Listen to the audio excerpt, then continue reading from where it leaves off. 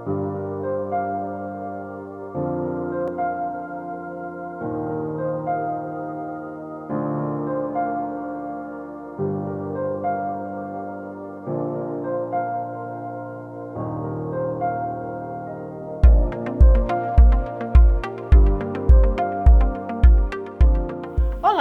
Sejam bem-vindos ao curso sobre regulamentação e implementação da operação urbana consorciada.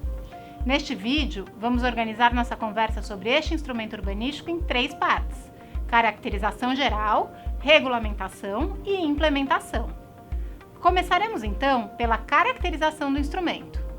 A operação urbana consorciada é um instrumento regulamentado pelo Estatuto da Cidade para a viabilização de projetos urbanos. De acordo com o Estatuto, uma operação urbana consorciada é o conjunto de intervenções e medidas coordenadas pelo Poder Público Municipal com a participação dos proprietários, moradores, usuários permanentes e investidores privados, com o objetivo de alcançar em uma determinada área transformações urbanísticas estruturais, melhorias sociais e a valorização ambiental.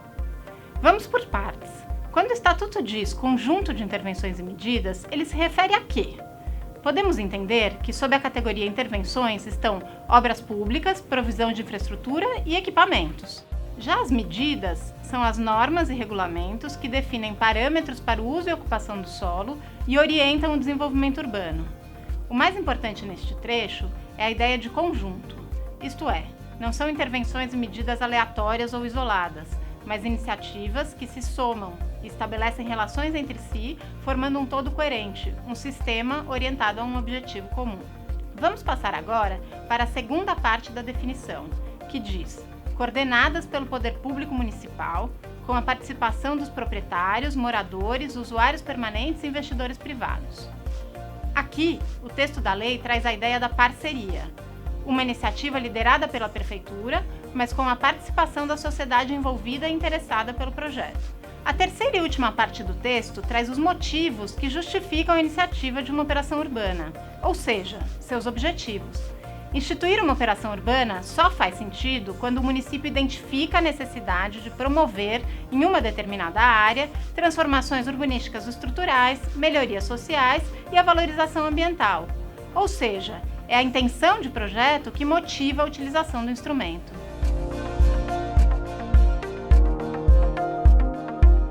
Para realizar os objetivos pretendidos, uma operação urbana pode prever a modificação de índices e características de parcelamento, uso e ocupação do solo e normas edilícias específicas, sempre levando em conta o impacto ambiental dessas medidas.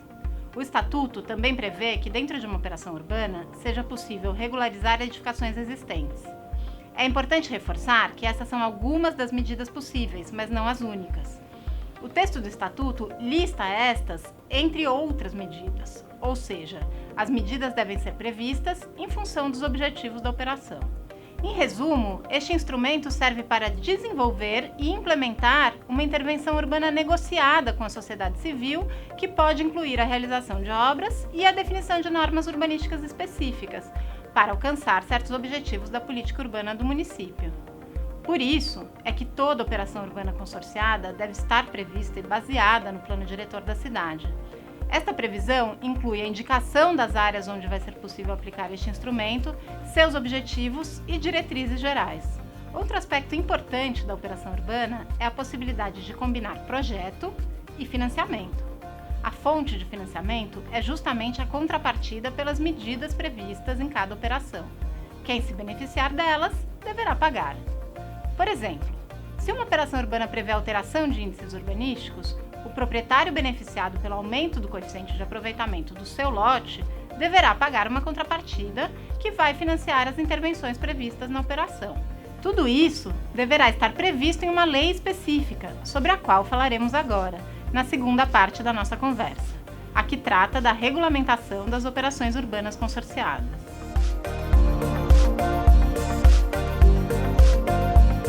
Regulamentar uma operação urbana consorciada não é um processo simples, já que se trata de traduzir um projeto urbano em um texto legal, o texto da lei específica que vai regulamentar a operação urbana.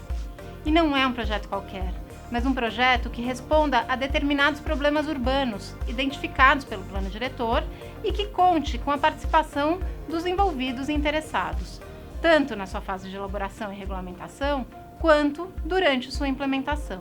O primeiro passo para a regulamentação de uma operação urbana consorciada é a elaboração de um projeto urbano. Este projeto deve contemplar tanto aspectos físico-territoriais, que são as regras para a transformação dos espaços públicos e privados abrangidos pela operação, quanto os meios para viabilizar tal transformação, ou seja, aspectos econômico-financeiros. E como já falamos, os meios de financiamento devem vir das contrapartidas exigidas daqueles que serão beneficiados pela operação. Sem perder de vista o objetivo da operação urbana consorciada, que deve estar claramente alinhado ao plano diretor, o projeto da operação deve definir um recorte territorial, isto é, a área de abrangência na qual se aplicarão as regras da operação, as intervenções previstas e as regras de uso e ocupação do solo para tal recorte, o que o Estatuto chama de Programa Básico de Ocupação da Área. As contrapartidas a serem exigidas são estabelecidas em função dos benefícios previstos no Programa de Ocupação das Áreas. Aqui, é importante ter em conta que uma definição retroalimenta a outra. É precificando os benefícios que se pode estimar o recurso disponível para investir, o que, por sua vez, vai definir os investimentos possíveis dentro do escopo da operação. Recapitulando, as finalidades ou objetivos da operação indicam um certo recorte territorial e determinam o programa de ocupação da área.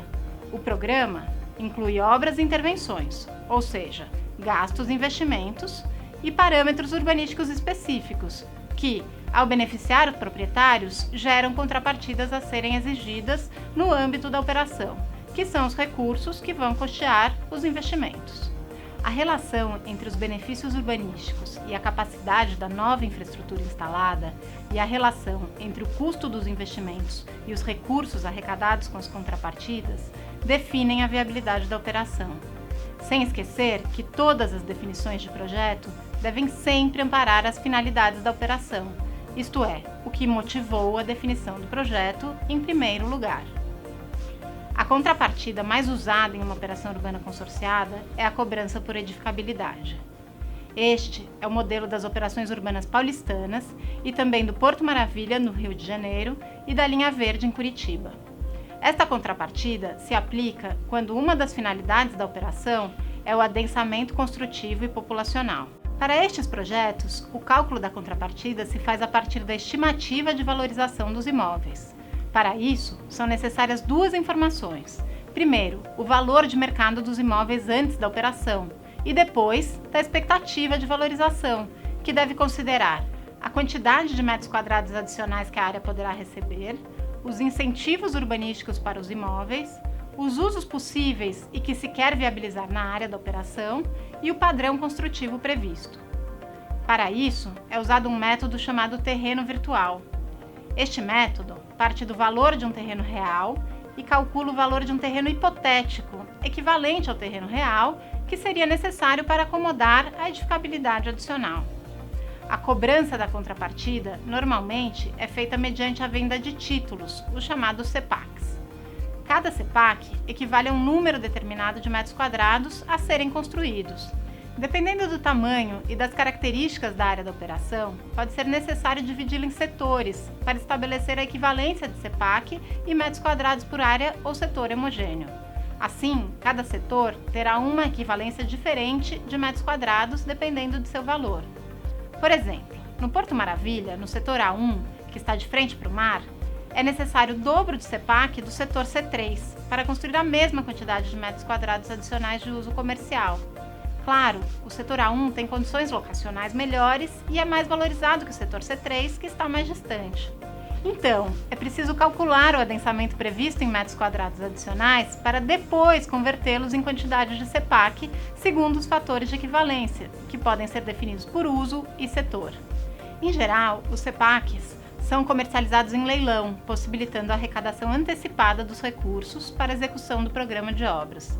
Como o princípio por trás de um leilão é que haja competição pelos títulos, espera-se que o valor da contrapartida aumente e se aproxime do valor de mercado, gerando assim mais recursos para a realização das obras. Uma vez adquiridos, os CEPACs podem ser negociados livremente, mas conversíveis em direito de construir unicamente na área objeto da operação. Iremos falar mais sobre o CEPAC daqui a pouco. Voltando ao conteúdo mínimo da Lei da Operação Urbana Consorciada, o Estatuto também exige que toda operação contenha um programa de atendimento para a população afetada pela operação. Ou seja, o projeto da operação deve contemplar a população que vai sofrer impactos por sua implementação, como moradores e pessoas que trabalham na área, especialmente grupos vulneráveis, por exemplo, população de baixa renda vivendo em assentamentos precários e também o comércio local tradicional. Estes grupos devem ser identificados previamente e as medidas previstas pela operação devem ser negociadas em instâncias de participação social, nas quais haja representatividade desses grupos. O Estudo de Impacto de Vizinhança, ou EIV, é a ferramenta onde esses grupos deverão ser identificados e através da qual se estabelecem as medidas de prevenção, mitigação ou compensação dos vários impactos gerados pela operação.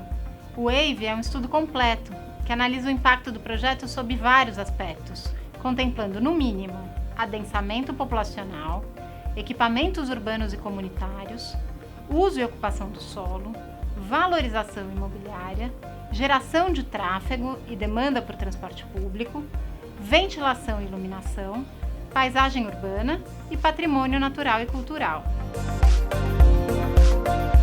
As medidas de mitigação e compensação indicadas pelo EIV têm um espectro amplo e podem incluir desde a adoção de sinalização especial durante a realização de obras, até soluções que garantam a permanência de determinado grupo populacional, ou a preservação de bens de valor histórico e a qualidade ambiental. Vale lembrar que tais medidas podem corresponder a investimentos suplementares. Portanto, deve-se voltar sempre ao projeto e calibrar as medidas, intervenções e as contrapartidas de investimentos para garantir a viabilidade e a sustentabilidade da operação. A Lei da Operação Urbana Consorciada também deve prever como será gerida a operação após sua aprovação. Existe uma exigência de que o controle da operação seja compartilhado com a sociedade civil. Aí, a operação deve prever a composição da instância de controle e suas atribuições. É importante que todos os setores envolvidos estejam representados no grupo que vai fazer o acompanhamento da operação. Tudo isso diz respeito aos requisitos mínimos para o projeto da operação, que será traduzido em uma lei específica. Sua elaboração requer o trabalho de uma equipe multidisciplinar, que alie conhecimentos jurídicos, econômicos, de engenharia, de arquitetura e urbanismo, entre outros. O produto deste trabalho será uma lei ilustrada, com um texto amparado por quadros e mapas anexos que deem conta de refletir o projeto desenvolvido. Uma vez regulamentada a operação urbana consorciada, ou seja, depois de elaborado o projeto e aprovada a lei específica que o traduz, tem início sua implementação. A implementação de uma operação urbana consorciada consiste basicamente em dois tipos de ação, ambas sujeitas ao controle com representação da sociedade civil. De um lado está o licenciamento dos projetos privados e a gestão das contrapartidas, e de outro, a gestão das obras públicas, que inclui o detalhamento dos projetos das intervenções urbanas. Estas duas atividades podem ser desempenhadas pelos setores da prefeitura que já se encarregam delas para o conjunto da cidade. É preciso, no entanto, uma coordenação centralizada de um departamento ou órgão específico para gerir os recursos obtidos e coordenar a implementação da operação. Este departamento ou órgão específico também será o interlocutor da operação com os representantes da sociedade civil designados para controlar e acompanhar a implementação do projeto. Em São Paulo, por exemplo, a gestão de todas as operações urbanas está a cargo de uma empresa pública, a São Paulo Urbanismo, vinculada à Secretaria de Desenvolvimento Urbano. A empresa, que coordena o grupo de gestão das operações, atua nas duas frentes. Acompanha a aprovação dos projetos de edificação, que é concentrado na Secretaria de Licenciamento, e faz a gestão dos recursos das operações, delegando a execução de obras e programas às secretarias competentes. Por exemplo, infraestrutura e obras e habitação. Já no Rio de Janeiro, foi criada uma empresa que cuida exclusivamente da Operação Urbana Consorciada Porto Maravilha, a Companhia de Desenvolvimento Urbano da região do Porto do Rio de Janeiro, a CEDURP. Ela centraliza todas as ações relacionadas à operação. Além disso, responde pelo licenciamento de projetos e pela gestão do contrato com a empresa encarregada das obras e serviços na região. Quando as operações urbanas usam o CEPAC, como as do Rio e de São Paulo, é necessário todo um procedimento junto à CVM para a emissão dos títulos. A emissão e distribuição do CEPAC requer a elaboração de um prospecto com todas as informações da operação, incluindo um estudo de viabilidade que justifique o preço do CEPAC, para garantir transparência e informação completa ao investidor, ou seja, às pessoas que vão comprar o CEPAC. A CVM também fiscaliza a implementação da operação. A Prefeitura deve mandar relatórios trimestrais informando o andamento das intervenções e o uso dos recursos do CEPAC.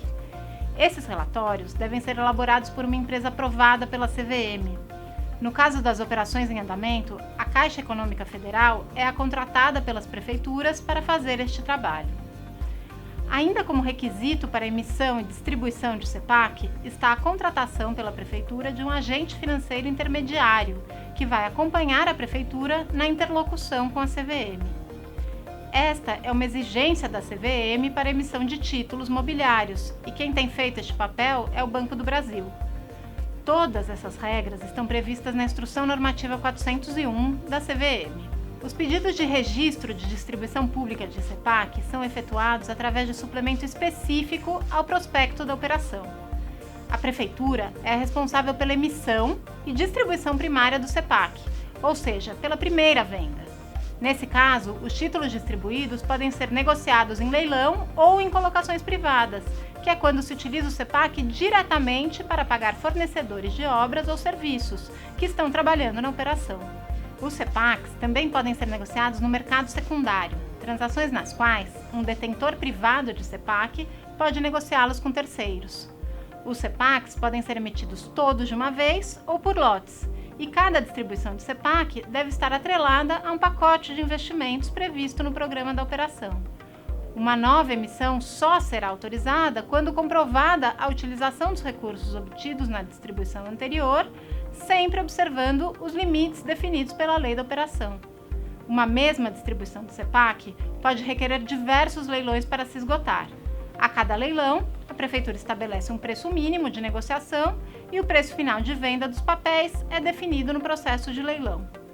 O empreendedor deve adquirir o CEPAC no leilão ou no mercado secundário e apresentá-lo à Prefeitura no licenciamento do seu empreendimento para convertê-lo em metros quadrados adicionais de construção. O princípio por trás deste mecanismo de financiamento é a captura do valor econômico gerado pela intervenção, aliado ao benefício urbanístico correspondente ao potencial adicional construtivo. De forma simplificada, a lógica do empreendedor imobiliário busca uma margem de lucro ou um resultado em cada projeto. Partindo da receita total do empreendimento, são deduzidos os custos, obra, comercialização, custo financeiro, tributos e outros, e essa margem mínima, que é proporcional ao risco do empreendimento. O resíduo desta conta é o valor do terreno. A proposição de uma operação urbana gera valor tanto pelo aumento do potencial construtivo, quanto pela expectativa de transformação do território. Esse valor se reflete no aumento da receita do empreendimento imobiliário. Diminuindo os custos variáveis, que crescem proporcionalmente ao aumento do potencial construtivo do empreendimento, o excedente de receita resulta na valorização do terreno, que pode ser capturada por meio do CEPAC. Como consequência, o CEPAC torna-se mais um componente na matriz de custo da incorporação, que passa então a analisar a somatória terreno e CEPAC, e não mais apenas o custo do terreno. Se a opção do município, no entanto, for aprovar uma operação urbana consorciada sem o uso do CEPAC, é possível realizar a troca direta do potencial construtivo por dinheiro, como em um processo de outorga onerosa do direito de construir. Ou então, trocar potencial construtivo pela realização de parte das obras públicas previstas no plano da operação. Nestes casos, toda a gestão das contrapartidas será realizada diretamente pela Prefeitura. É importante que as regras de cálculo da contrapartida sejam precisas e que sejam desenvolvidos mecanismos de transparência e controle para a gestão desses recursos, de modo a garantir a credibilidade do instrumento. Não existe contrapartida melhor ou pior. Cada município deve definir a forma de cobrança de contrapartida que faça mais sentido dentro de seu contexto. O CEPAC pode ser ótimo porque possibilita antecipação de recursos, mas inviável para determinados municípios devido à sua gestão complexa e a um custo operacional alto. Por outro lado, a contrapartida em obras pode ser vantajosa quando se trata de uma operação que prevê intervenções relativamente pequenas e pulverizadas no seu território, mas inadequada quando há necessidade de executar uma infraestrutura de maior porte. Do mesmo modo, a contrapartida financeira por meio de uma fórmula de cálculo pode ser mais simples e fácil de implementar. Pode acontecer, entretanto, de os recursos demorarem muito para entrar no caixa da prefeitura, porque vão ser arrecadados conforme a aprovação dos projetos, um a um, e não de forma concentrada como ocorreria num leilão de CEPAC. Os recursos obtidos por meio das contrapartidas devem ser segregados em uma conta específica, ou em um fundo criado especificamente para isso, que pode receber também terrenos e recursos de outras fontes, e só podem ser aplicados no programa de intervenções previstos pela lei que aprovou a operação.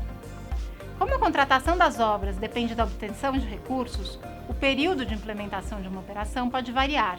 Dependendo da natureza das intervenções e do volume de recursos necessários, pode demorar mais ou menos para que a operação atinja seus objetivos. Nesse sentido, é importante que haja um monitoramento permanente da operação, com o estabelecimento de indicadores para avaliar se as finalidades da operação estão sendo cumpridas e se há necessidade de ajustes ou correções de rumo. Isso pode ser realizado, obviamente, por meio de revisão de lei ou simplesmente por ajustes nos cronogramas de obra e definição de intervenções prioritárias. É importante, portanto, ter em conta que a operação urbana consorciada não se encerra na definição do projeto nem na aprovação da lei específica. É um instrumento que define as regras para que se estabeleça um processo de intervenção urbana, com alguma margem para discricionariedade ao longo da implementação da operação. Uma operação só será exitosa se equacionar seus aspectos urbanísticos e suas potencialidades econômico-financeiras. Uma operação urbana depende de um mercado ativo, mas também de um direcionamento público da transformação. Por exemplo, se uma cidade opta por desenvolver determinada área utilizando a operação urbana, nesta área haverá estímulos, incentivos, parâmetros e obrigações específicas para a produção imobiliária. Em compensação, poderá ser necessário também restringir ou controlar a atividade imobiliária em outras partes dessa cidade. Afinal, os recursos são finitos. Assim, não se pode pensar em uma operação urbana consorciada sem pensar na estratégia de desenvolvimento urbano do município como um todo. Por isso, é que uma operação urbana sempre deve estar prevista no plano diretor do município, conforme comentamos no início da nossa conversa. Por último, recomendo que revisem todo o material didático disponível neste curso para seguir aprimorando sua compreensão sobre as operações urbanas consorciadas. Um abraço e bons estudos!